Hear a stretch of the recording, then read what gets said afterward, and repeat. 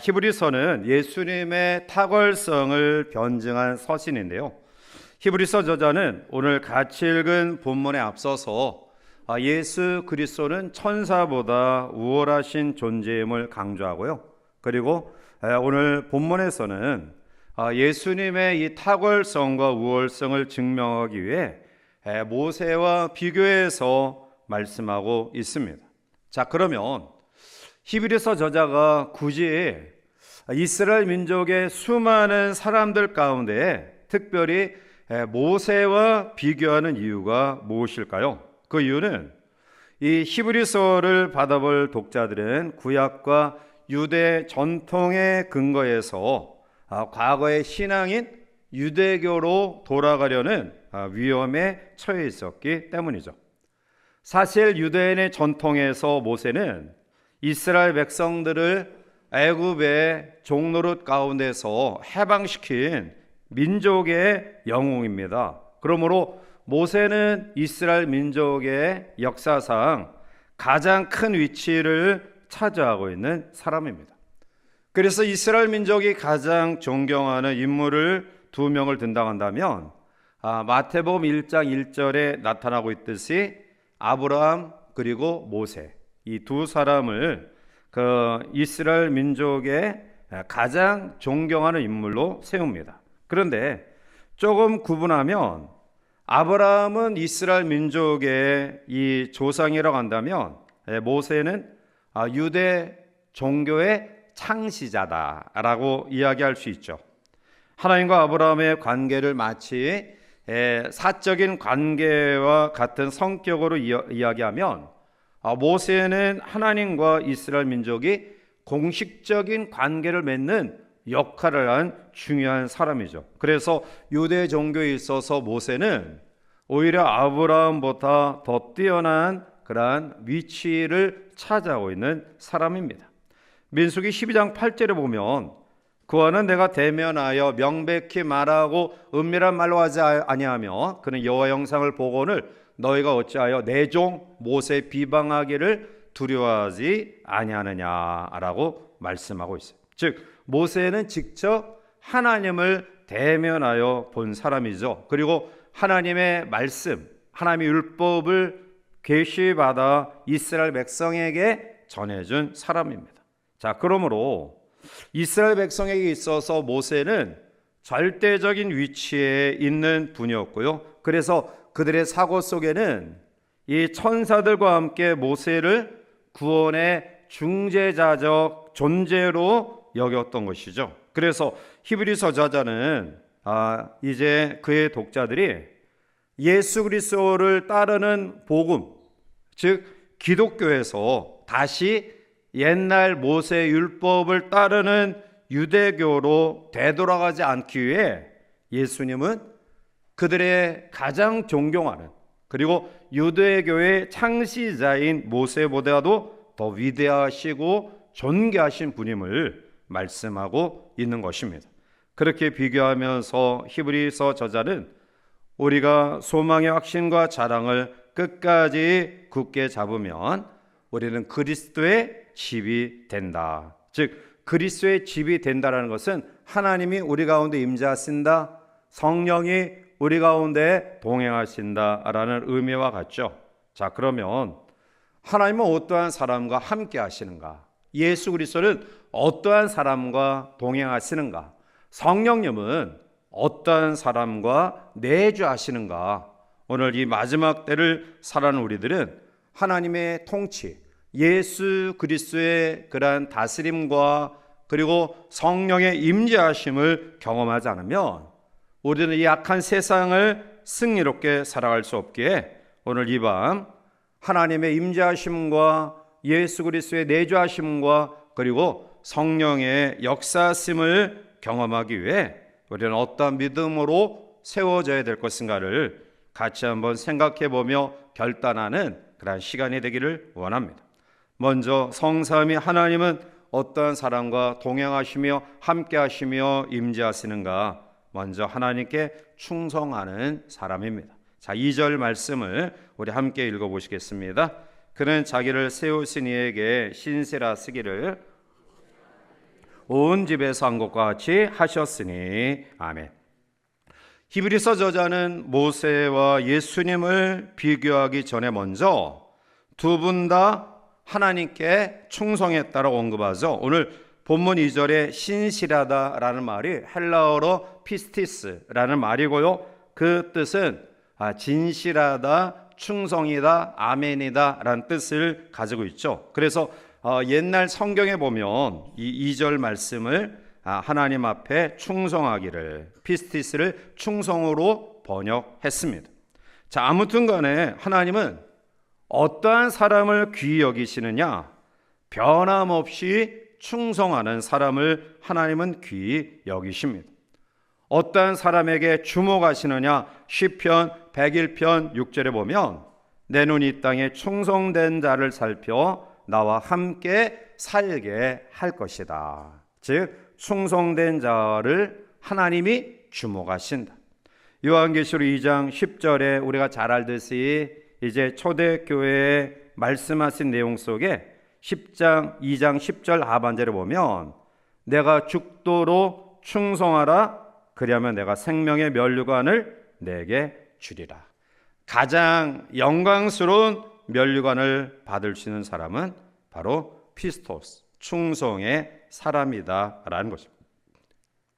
충성은 구원받은 사람이 반드시 맺어야 될 성령의 9가지 열매 가운데 하나죠. 갈라디아 5장 22절 23절에 보면 오직 성령의 열매는 사랑과 희락과 평과 오래 참음과 자비와 양성과 충성과 온유와 절제니 이 같은 것을 금지할 법이 없느니라 라고 반드시 구원받은 성도가 맺어야 될 9가지 열매 가운데 이 신실한 충성스러움 그러한 열매는 반드시 우리가 맺어야 된다는 거죠.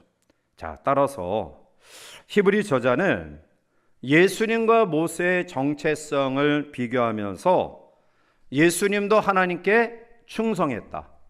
그리고 모세도 하나님께 충성했다. 그런데 충성이라고 해서 똑같은 차원의 충성이 아니다. 예수님의 충성과 모세의 충성은 차원이 다르다라는 것을 강조하고 있는데요.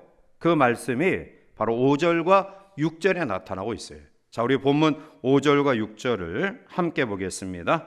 또한 모세는 장래에 말할 것을 증언하기 위하여 하나님의 온 집에서 종으로서 신실하였고 그리스도는 그와 같이 하셨으니 우리가 소망의 확신과 자랑을 끝까지 굳게 잡고 있으면 우리는 그의 집이라. 아멘. 자, 모세와 예수님이 동일하게 하나님 앞에 신실한 충성스러운 그런 삶을 살았는데요. 그런데 오늘 5절과 6절에 보면 모세의 충성과 그리스도의 충성의 다른 점을 확연히 우리에게 보여주고 있죠. 여러분들도 말씀을 보면서 이해하셨듯이 5절에 보면 모세의 충성은 종으로서 신실하였다. 종으로서 충성하였다. 그런데 6절에 보면 그리스도는 하나님의 집을 맡은 아들로서 그와 같이 했다. 즉 충성했다라고 이야기해. 즉 모세와 예수님은 동일하게 하나님 앞에 충성했지만 모세는 충성의 내용이 종의 충성이에요. 그리고 그리스도는 아들의 충성. 자, 이것이 엄청난 차이를 우리에게 보여주고 있는데요. 오늘날도 하나님의 몸된 교회를 섬기는 충성하는 사람들의 모습을 보면 믿음의 형태에 따라 여러 가지 모습이 있어요. 첫 번째로는 장사꾼의 충성의 모습을 가진 사람이 있어요. 이들은 하나님을 믿는 믿음, 또한 하나님 앞에 충성하는 삶, 이것을 항상 거래하는 그런 개념을 가지고 예수 믿고 또 교회에 충성해요. 내가 이렇게 하면 어떠한 보상이 나에게 주어질 거야. 내가 이렇게 봉사하고 이렇게 충성하면 하나님이 그 충성에 맞는 결과를 나에게 주실 거야. 이것은 철저하게 자기 중심적인 그런 모습이에요. 이러한 모습을 가진 사람은 자기가 기대한 결과가 자기에게 돌아오지 않으면 하나같이 믿음을 포기해요.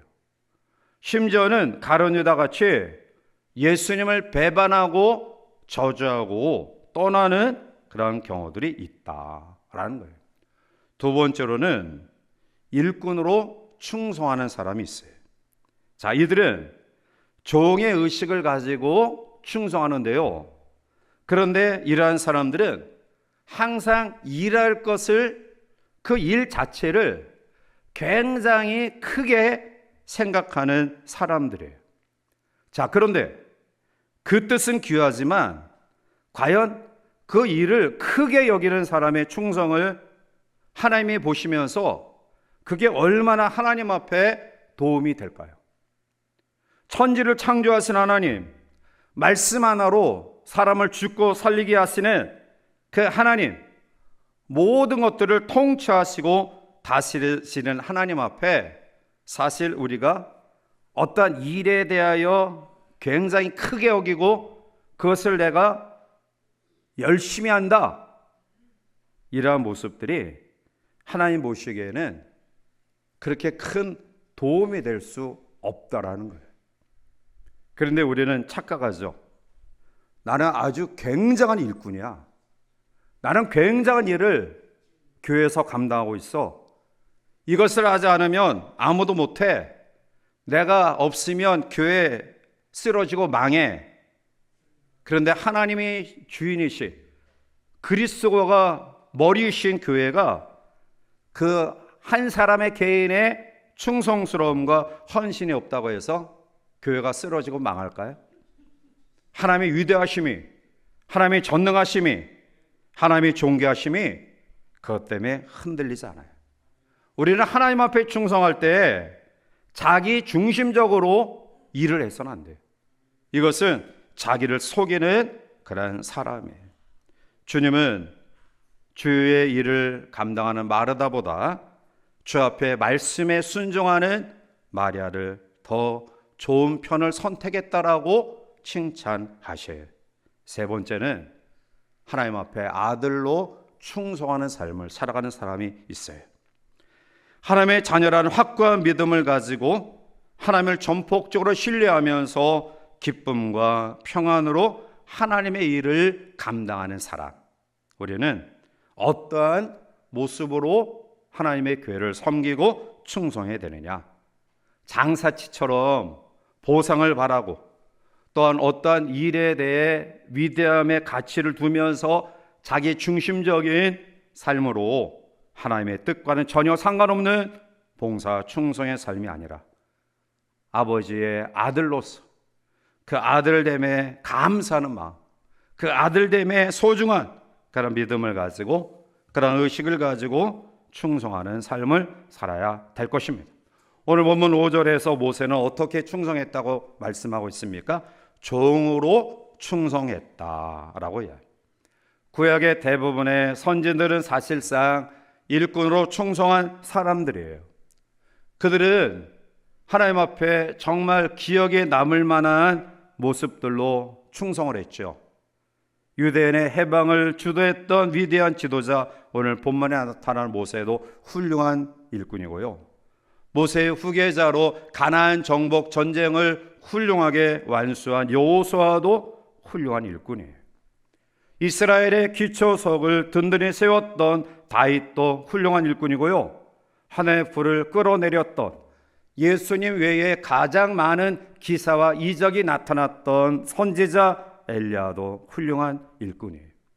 말라기 선지자 이후에 400년 동안 선지자가 나타나지 아니하고 주의 묵시가 철저하게 닫혀진 암흑 시대를 깨트리고 혜성같이 나타난 세례 요한, 그는 메시아기를 직접 대면하고 예배했던 훌륭한 일꾼이에요. 그래서 주님은 마태복음 11장 11절에 내가 진실로 너희에게 말하노니 여자가 낳은 자 중에 세례 요한보다 큰 이가 일어남이 없도다. 즉 이 땅에 태어난 인간으로서 세례 요한보다 큰 자가 없다라고 주님이 충성심을 보시고 인정하셨어요. 자, 그런데 마태복음 11장 11절 하반절에 중요한 말씀이 있죠. 그러나 천국에서는 극히 작은 자라도 그보다 크다. 천국에서는 극히 작은 자라도 그보다 크다. 여기서 천국에 있는 극히 작은 자는 누구죠? 바로 하나님의 나라에 믿음으로 들어간 사람들. 그리고 오늘 그 하나님의 나라를 소망하며 하나님의 자녀된 모습으로 이 세상을 살아가는 우리들, 바로 우리들이 세례 요한보다 큰 자다. 왜 그렇게 호칭하실까요? 왜 그렇게 하나님이 인정하실까요? 그것을 우리는 아무리 작은 자라도 바로 하나님의 아들 된 특권을 부여받은 사람들이기 때문에 그렇습니다. 그런 의미에서 예수님이 모세보다 나은 것은 말할 것도 없고요, 예수님의 핏값으로 구원받아 하나님의 자녀가 된 우리도 모세보다 낫다, 이런 자부심을 가지시기를 바랍니다. 우린 장사치의 그러한 생각을 가지고 믿음 생활해서는 안 돼요.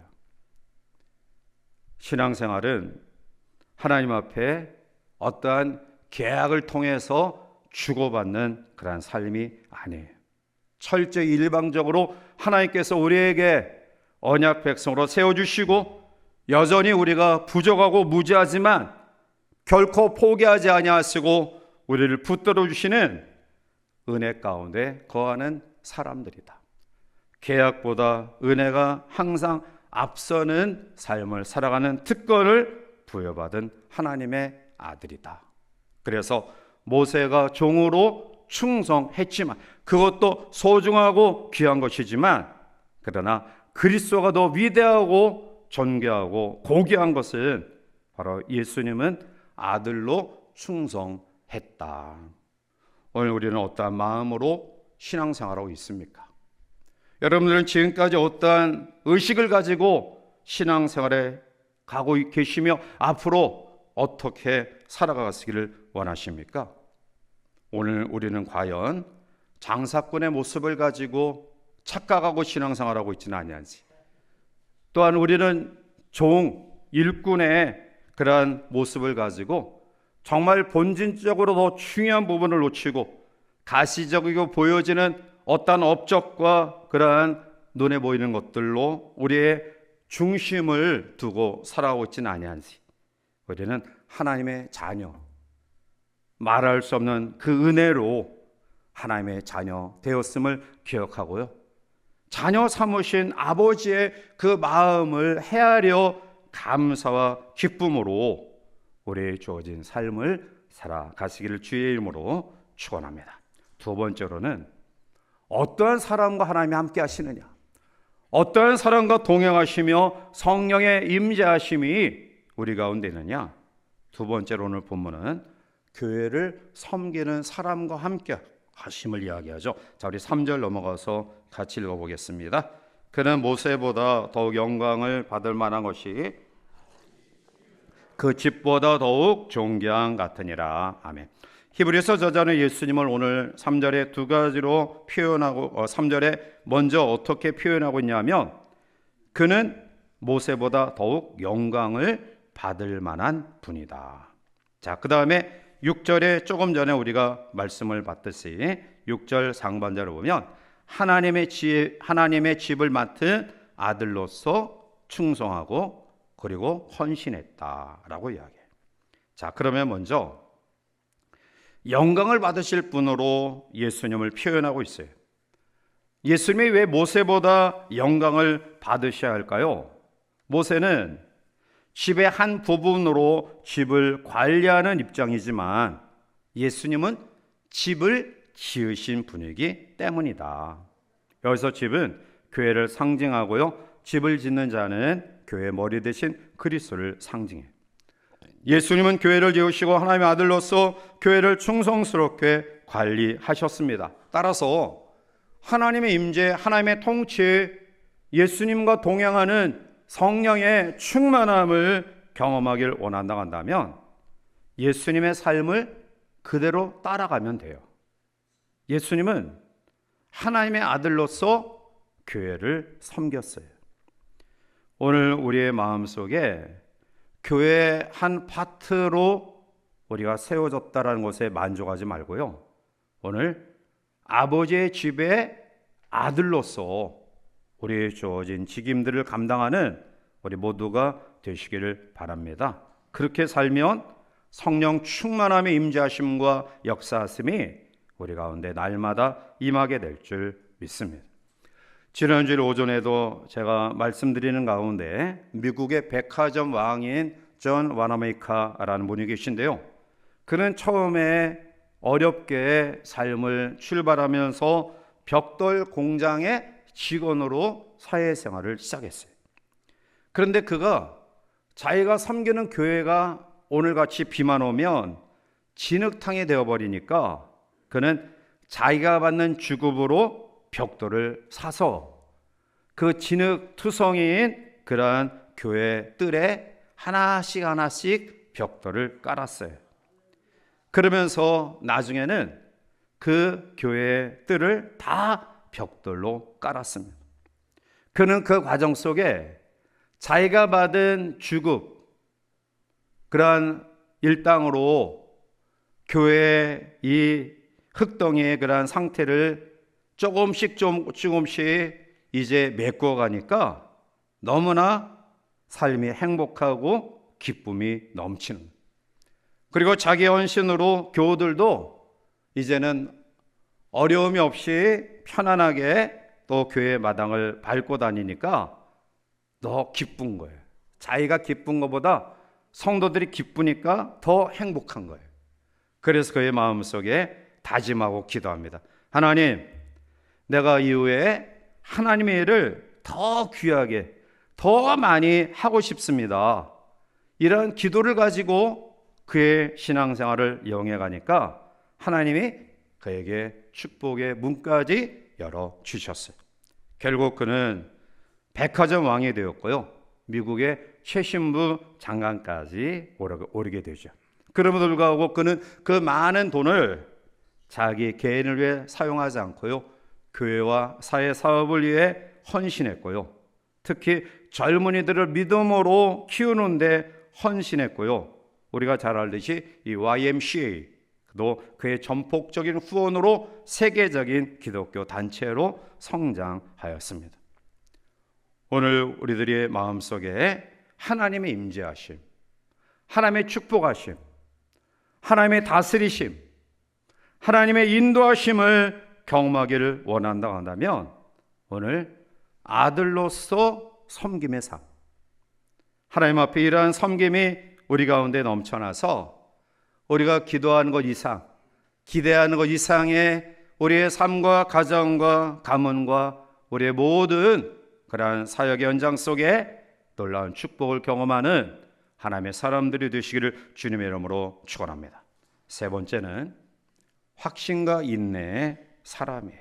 자, 본문 6절 말씀을 함께 읽어보겠습니다. 그리스도는 하나님의 집을 맡은 아들로서 우리가 소망의 확신과 자랑을 끝까지 굳게 잡고 있으면 우리는 그의 집이라. 아멘. 자, 오늘 중하반절에 보면 소망의 확신과 자랑을 끝까지 굳게 잡고 있으면 이라고 말씀하고 있어요.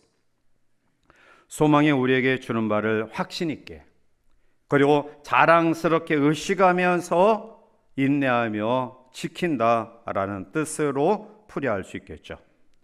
예수 그리스도는 우리의 소망이 되셨습니다. 천사보다 위대하시고 모세보다 더 뛰어나신 하나님의 아들이 우리에게 오셨기 때문에 그래요. 그래서 오늘 우리는 예수 안에서 가진 소망에 불변하는 확신을 가져야 됩니다. 자, 그런데 히브리서 저자는 소망의 확신이라고 말씀하고 있어요. 우리가 소망의 확신을 끝까지 잡아라. 누구나 소망은 가지죠. 그러나 어려운 일이 있을 때에, 특히 마귀의 공격을 받을 때에 용기를 잃어버리는 경우가 많아요. 그래서 소망을 끝까지 붙드는 확신이 우리 가운데 있어야 된다는 거예요. 나폴레옹 황제가 다스리던 프랑스의 샤른이라는 한 프랑스 사람이 황제에게 밉게 보여 감옥에 갇히는 신세가 되었어요. 점점 시간이 흘러가면서 아무도 자기에게 관심을 가져주지 아니하고 자기는 이제 남은 생에 이 차디찬 어둠의 감방 안에서 삶을 끝낼 것이다 라는 마음을 가지니까 절망하게 되어지죠. 그래서 그는 벽에다 이란 글을 적었어요. 아무도 나를 돌보지 않는구나.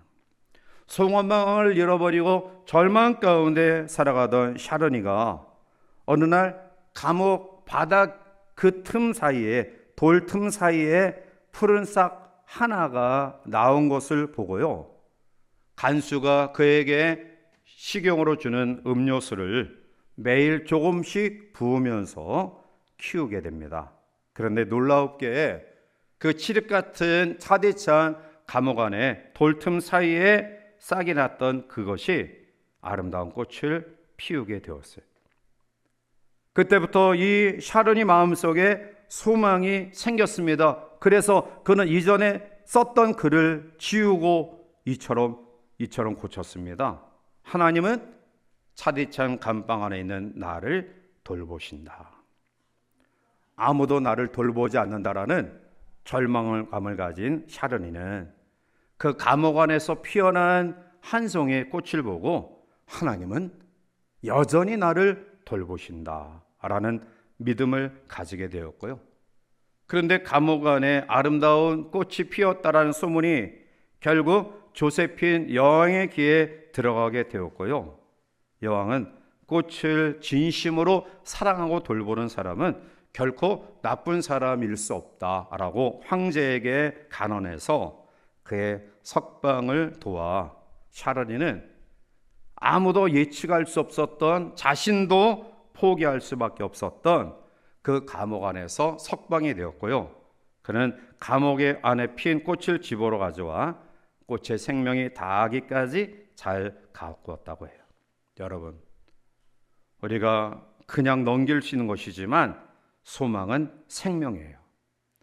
소망은 우리의 생명입니다. 자, 그런데 오늘 본문의 말씀 가운데 보면 소망의 확신과 자랑을 끝까지 굳게 잡고 있으면 이라고 이야기해요. 소망의 확신과 자랑. 자, 여기서 자랑을 끝까지 굳게 잡고 있으면 이라고 이야기하는데요. 이어서 자랑은 어떠한 것을 의미할까요? 이어서 자랑은 인간적인 자랑이 아니에요. 내가 가진 배경의 자랑이 아닙니다. 이어서 자랑은 바로 하나님의 자녀, 하나님의 아들됨, 구원받음에 대한 자랑을 이야기하고 있습니다. 신앙생활 하면서 가장 치명적인 신앙생활의 적이 무엇인 줄 아십니까? 그것은 내가 자랑해야 될 것을 잊어버리고 하나님 앞에 자랑하지 말아야 될 것들을 내세우는 것이 신앙생활의 치명적인 적이에요. 인간적인 자랑에 스스로 도취된 삶을 살아서 안 돼요. 반면에 내가 그리스도인이 된 것, 내가 하나님의 자녀가 된 것, 하나님이 나를 무엇이간데 자녀 삼아주시고 충성할 수 있는 기회 주셨느냐, 교회를 꾸준히 섬기는 은혜를 주셨느냐, 이것이 우리의 자랑이 되시기를 바랍니다. 헛된 것 자랑하다가 스스로 속이는 어리석음을 범해서는 안 돼요. 여러분들이 지금 주변의 사람들에게 자신만만하게 내놓을 수 있는 것이 뭡니까? 건강입니까? 아니면 넓은 아파트 평수입니까? 속썩이지 않는 자녀들입니까? 그렇지 않아요. 오늘 하나님 우리에게 주시는 소망 가운데 가장 큰 자랑의 소망은 바로 내가 하나님의 자녀 된 것, 내가 하나님의 아들 된 것, 하나님의 교회를 충성할 수 있는 것, 하나님을 섬길 수 있는 것이 여러분들의 자랑이 되기를 주님의 이름으로 축복합니다. 그러면 오늘 본문 6절 그 다음 소망의 확신과 자랑을 어떻게 해야 되느냐? 끝까지 굳게 잡고 있어라. 인내 삶을 이야기하고 있어요. 사랑하는 성도 여러분, 오늘 우리에게 주어진 삶에 하나님이 원하시는 그러한 아름다운 임재하심과 축복은 어려움이 있을 때 그 믿음을 우리가 측량할 수 있어요. 여러분, 시험은 아무에게나 오지 않아요. 시험은 복받을 사람에게 옵니다. 감당할 수 없는 사람에게는 시험이 안 와요. 갓난아이에게는 시험이 없습니다. 시험의 자격은 아무에게나 주어지지 않아요. 정상적으로 중학교를 졸업하든지 검정고시를 패스해야지 그 다음 학교, 고등학교, 또 고등학교 과정에 검정고시를 이제 패스하거나 고등학교를 졸업해야 대학을 갈 수 있는 자격이 주어지는 거예요. 어느 정도 자격이 주어져야지 그 다음 과정에 모든 코스를 또 행할 수 있는 그러한 은혜가 주어지는 거예요. 마찬가지예요. 오늘 우리에게 주어진 시험이 아프고 힘들지만 그러나 그 시험을 경험할 때 하나님이 다음 단계에 축복을 주시기 위해 나에게 자격 시험과 같은 과정을 지금 허락하시는구나. 그러한 마음을 가지고요, 그 어려움 때문에 좌절하거나 낙심하지 말고 하나님이 이것을 잘 통과할 수 있도록 은혜 주시고 또 능력 주시고 그리고 그 위에 그 다음의 은혜를 나에게 주시기를 원하시는구나. 우리가 창세기 22장에서 나타나고 있는 아브라함처럼 그가 75세에 고향을 떠난 믿음은 쉬운 믿음 아니에요. 일반 사람이 행할 수 없는 결단이었고요, 용기였습니다. 그러나 그는 25년의 세월을 지난 후 100세 되던 해에 독자 이삭을 하나님께 드리라는 정말 자기의 생명을 바치라는 것보다 더 힘겹고 어려운, 감당하기 어려운 과정을 거친 이후에 믿음의 조상, 축복의 조상으로 세워주셨습니다. 하나님 우리에게 빼앗아가기 위해 어려움 주지 않아요. 하나님 우리에게 그 속에서 절망하도록 낭망하도록 우리에게 고난 주시지 않습니다. 물론 힘들고 어렵지만 하나님 감당할 만한 능력 주시고요, 그것을 능히 이겨나갈 만한 믿음 주시고요, 그리고 우리의 믿음의 과정을 잘 끝까지 참고 인내할 때 다음 단계 축복과 은혜를 허락하시기 위한 모든 것들을 예비하시고 우리를 기다리고 계심을 믿으시기 바랍니다. 이 밤 유대인들은 예수 그리스도 안에서 갖게 된 소망을 놓을까 히브리 저자는 걱정했고요, 다시 유대교로 돌아갈 수밖에 없는 미혹 가운데 있었던 유대 기독교인들을 지금 생각하고 있어요. 그리고 그들이 얼마나 힘들까, 얼마나 어렵고 얼마나 고통스러울까, 예수 믿는 믿음 때문에 그들이 당하는 고난이 얼마나 어려울까라는 사실을 같이 긍휼의 마음을 가지면서 조금 더 참고 인내하면 우리가 믿고 따르던 과거의 모든 것들과 결코 비교할 수 없는 놀라운 하나님의 역사를 경험할 텐데, 조금만 참고 인내하자, 조금만 하나님 앞에 다시 믿음으로 복음으로 세워지자, 이러한 격려와 권면의 마음을 가지고 오늘 히브리서를 기록한 겁니다. 오늘 히브리서 저자를 통해서 우리와 우리에게 관심을 가지신 하나님의 마음을 다시 한번 깊이 헤아리시기를 바라고요, 주님을 깊이 생각하여 주님을 닮아가고 또 주님을 기쁘시게 해드리는 삶을 통해 이 마지막 때 이 약한 세상 가운데서도 하나님의 임재, 하나님의 통치, 예수님의 동행하심의 형통함, 성령 충만한 그런 믿음의 삶을 통해 하나님 앞에 우리의 주어진 삶을 힘있게 감당하는 복된 성도들 되시길 주님의 이름으로 간절히 축원해 드립니다.